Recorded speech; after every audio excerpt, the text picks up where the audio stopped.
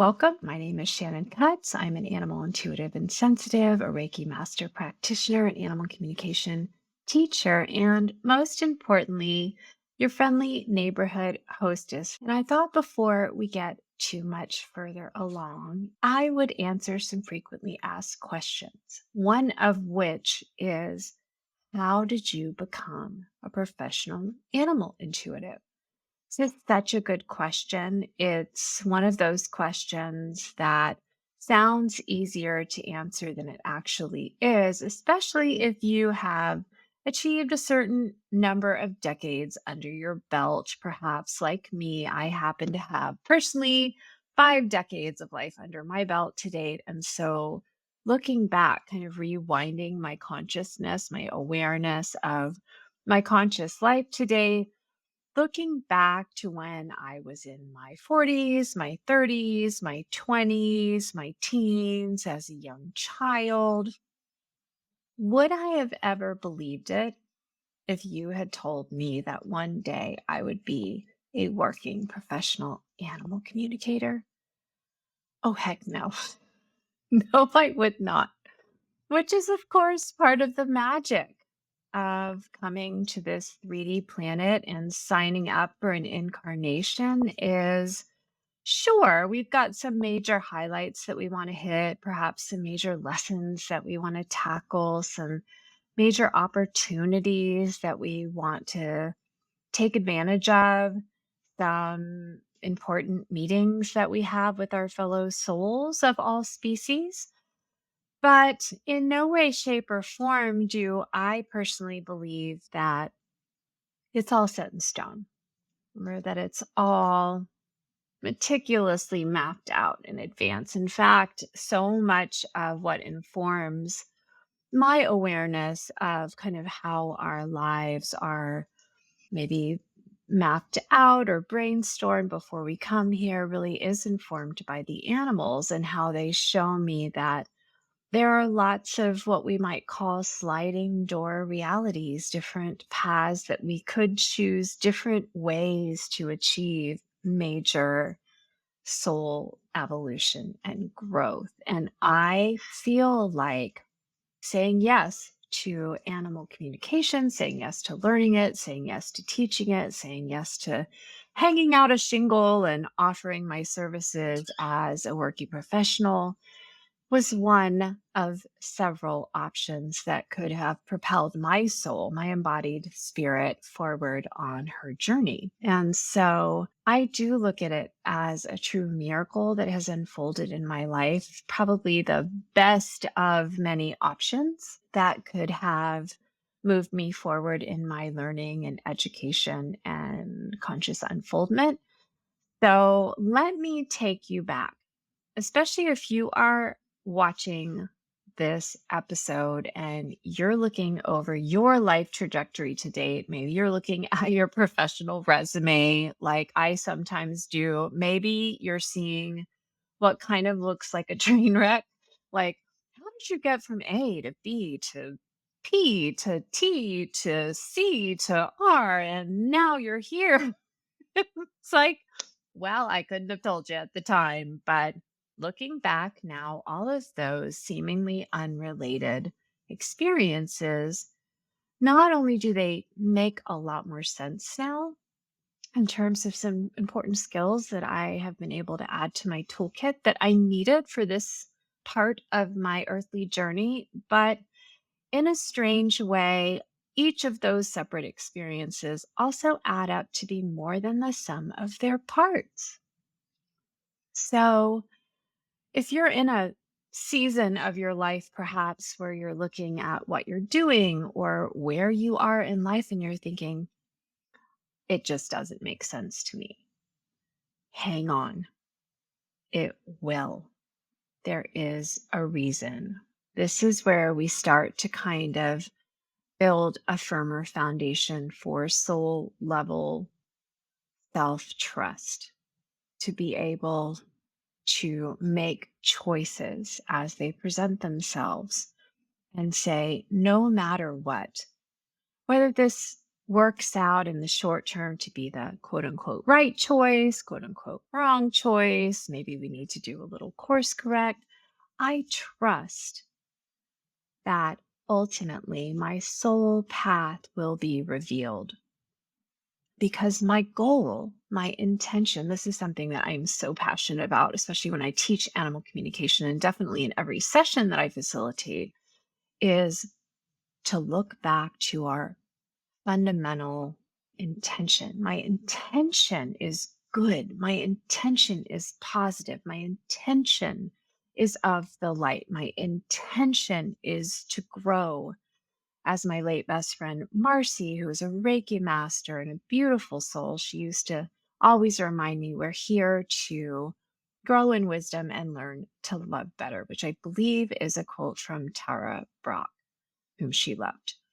But I think about that often as I look back on the winding road that led me here, and I think ultimately I have achieved and continue to achieve that fundamental guiding intention to grow in wisdom, to learn to love better. And in fact, that fundamental guiding intention not only has gotten me through some really hard challenges in life and some really big, oops, course correct decisions that I've needed to make, but has also opened up the door and given me the courage to say yes when the opportunity to embark on learning animal communication really honestly kind of dropped in my lap. So let me just rewind you. Let's go back to, well, I'll start you at the beginning. Even as a young child, I was always kind of animal obsessed, especially birds and turtles. I feel like I came here with a special heart for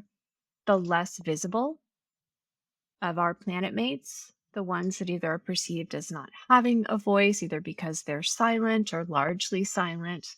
For instance, turtles and tortoises, they don't make a lot of sound. So they have to find other ways to catch our attention when they need help. Birds, which when I was growing up, the term bird brain was considered an insult. Now we know, thanks to Dr. Irene Pepperberg and her beautiful bird Alex, we know that that's actually quite a compliment.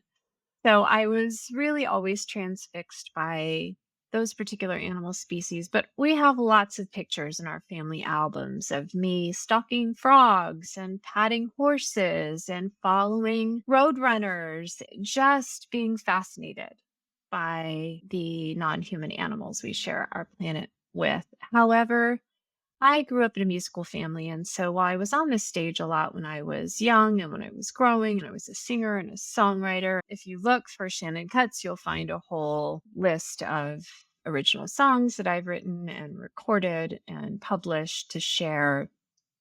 And then I just had a really windy road. I was a college recruiter for a while. I founded and ran a charity for a decade called Mentor Connect that provided mentors to people recovering from eating disorders. It was a free support charity service and was a freelance writer for a decade. So lots of different winding, curving roads. But throughout, one of the connect the dots kind of themes is that I always had an interspecies family.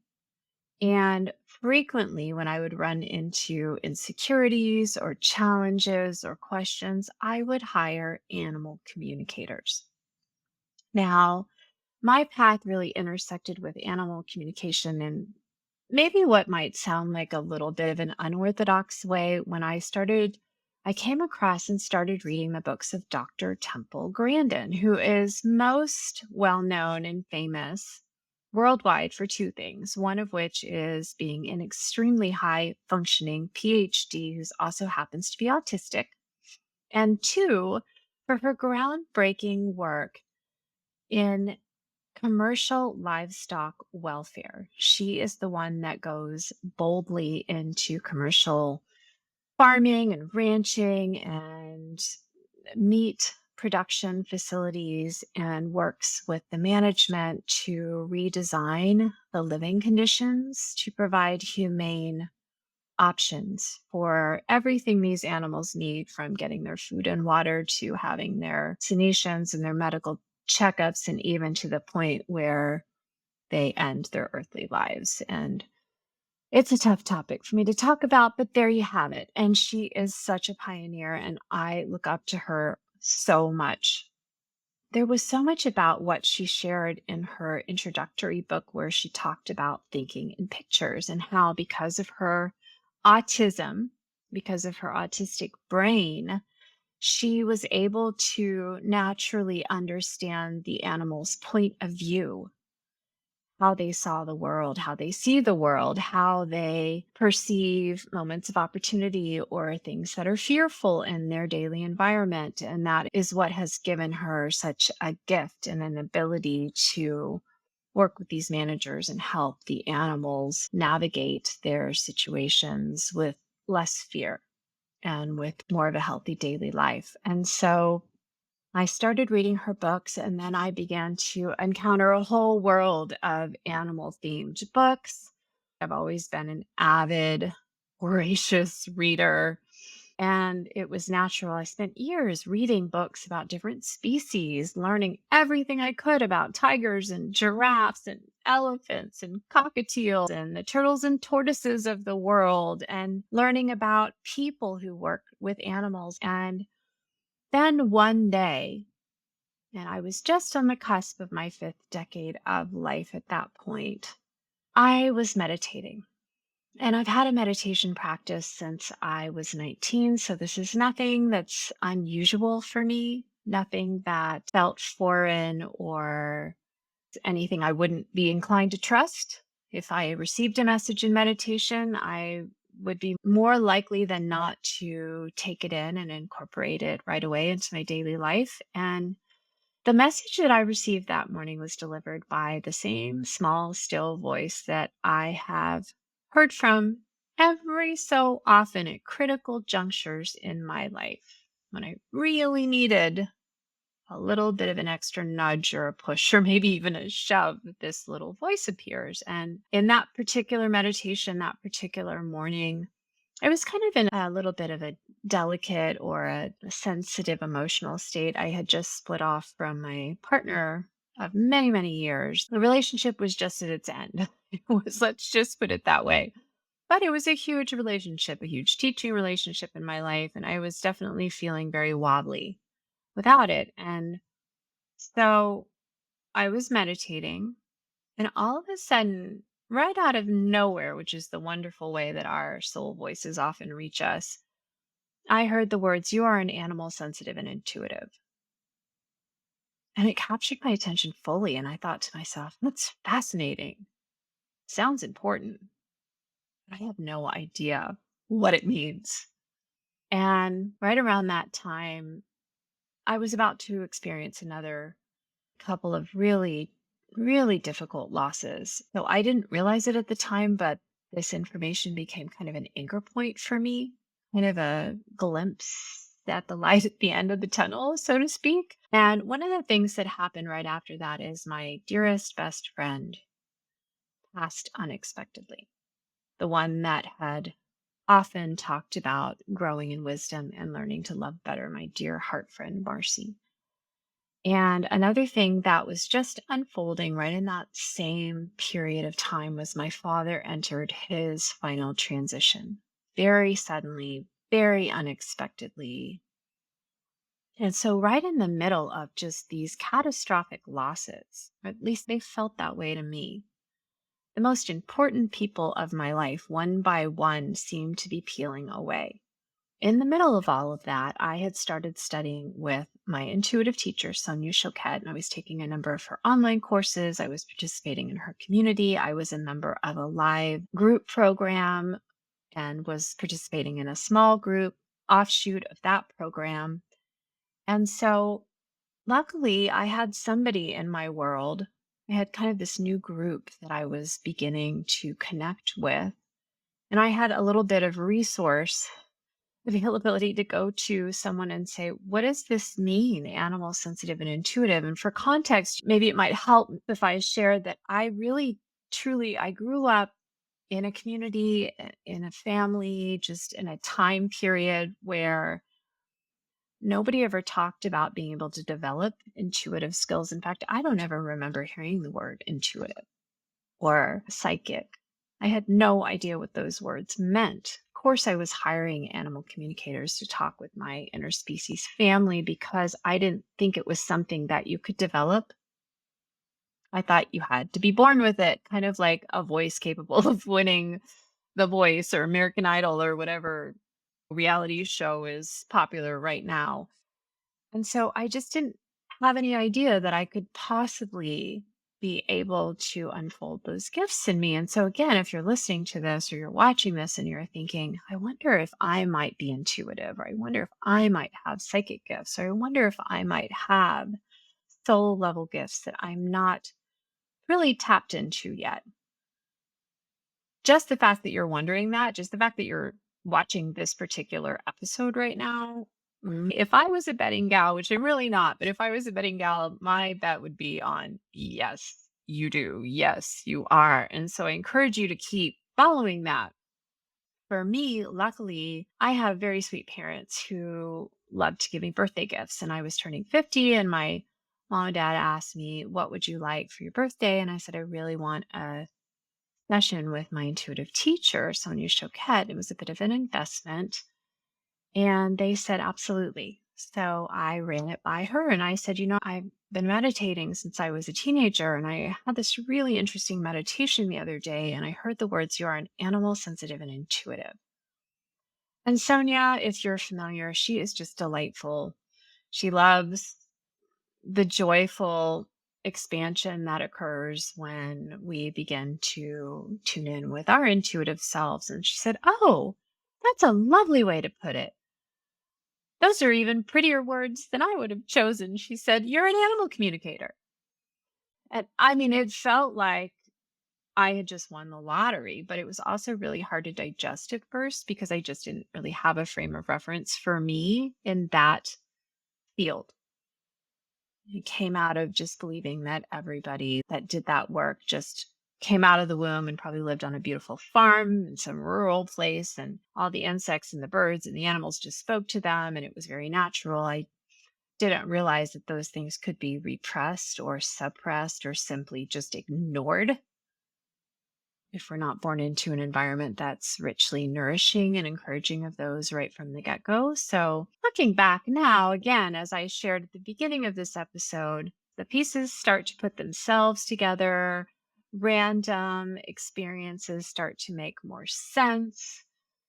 I start to look back and see the thread that was there all along, but just wasn't being emphasized. Nobody was really pointing to it. And I just hadn't cultivated a community of like hearted souls who were boldly headed into the subtle realms, into the intuitive pathways, into the kinds of experiences where we switch from using the outer GPS that we find on our phone to the inner GPS that comes pre installed in our human animal operating system. And this is one of the things I absolutely love to talk about when I am teaching a new class of animal communication students.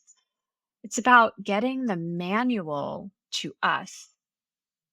I don't know about you, but I have so many memories of feeling like everybody else got some kind of secret manual for how to navigate life. And they must have run out when I got to the head of the line because I just don't get it.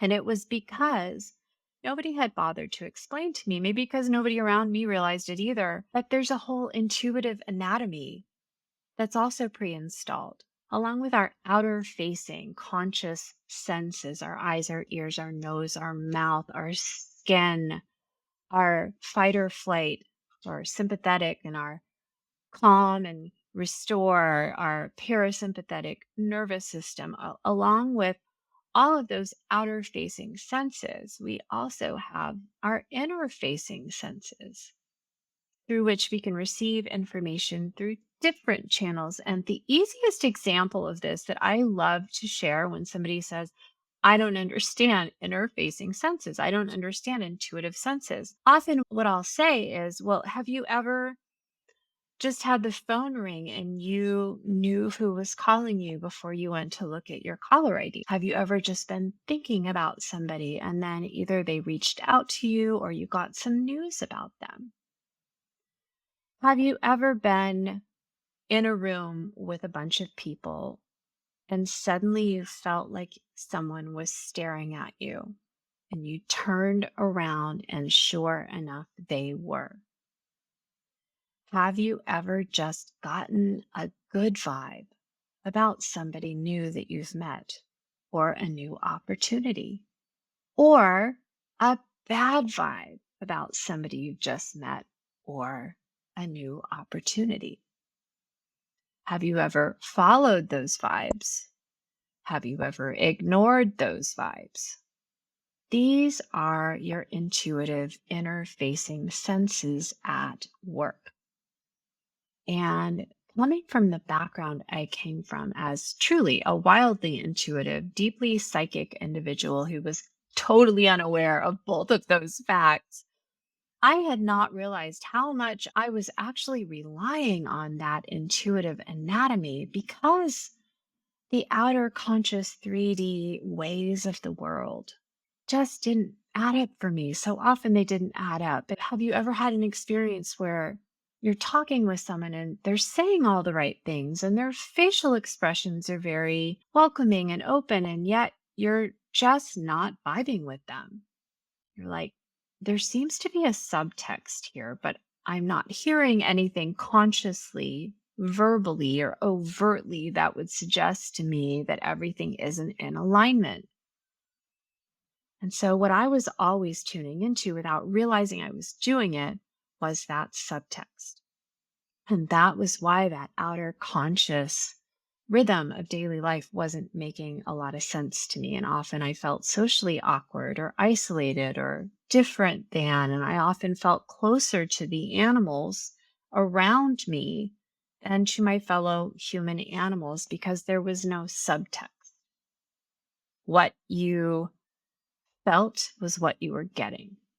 And for any of you who may be watching who also have a very strong felt or what I call a subtext component to you, you may be able to identify with just feeling a little bit different than, or struggling to find your people, or not understanding why the way that you are doesn't seem to work as well for you as you would like, or just wondering why you are the way that you are. I certainly spent years, decades wondering that myself. So, all of this sparked a path forward for me where, thanks to one human being who was really affirming, my teacher, Sonia, she said, "You are an animal communicator. You need to get yourself into a class. You need to start talking with animals. The animals are waiting to talk with you." And I said to her, "Well, friend and I from your small group course have been talking about maybe signing up for a class." And she said, "You mean talking about it, thinking about it? You need to do it already. Get yourself in a class." And I said, "Well, who should I study with?" And she said, "It doesn't matter. The animals are your teachers. Just get yourself into a class. You can get some basic structure, get a kind of a sense of how this new field works and some basic things that you need to think through. And don't worry about the rest because the animals will teach you every step of the way." And she was right. And it was such a beautiful new opportunity to look forward to in a time when everything about the life that I built for myself, the life that I knew at that time, 90% of the most important people in my life were falling away, and there was nothing I could do about it. And the other huge gift that I was given during this time is that because I was studying the intuitive arts, because I was learning not just to connect with pets who are still embodied in their physical 3D bodies, but animals who are in the spirit realm, I was able to maintain an inner connection with my loves who are transitioning. In very short order, I lost my significant relationship, my beautiful rescued box turtle whom I loved, who indirectly brought me to animal communication. That's a whole other story, a wonderful story for another episode. But I lost them. And then my dearest best friend, Marcy, my precious dad, and then my soul bird, Pearl, who'd been with me for 24 years, they all left their bodies.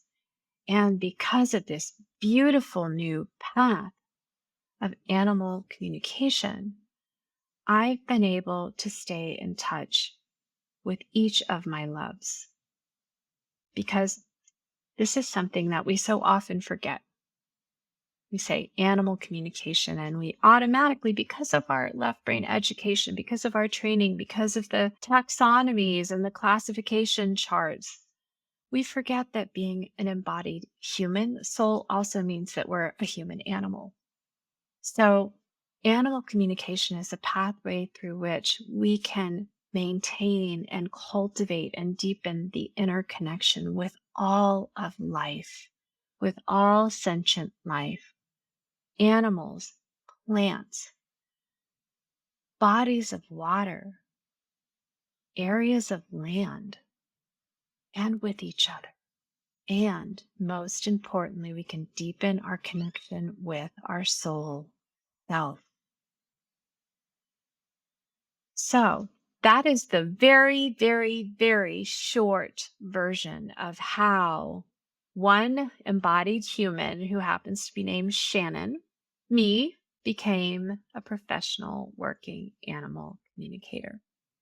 If you have questions, if you want to hear the long version, if you are animal communication interested or curious yourself, I would love to hear from you. I'd love to hear what questions you have. Maybe they will show up in a future episode. For now, I send you, my dear fellow spirit, and your interspecies family all my love. See you soon. Bye for now.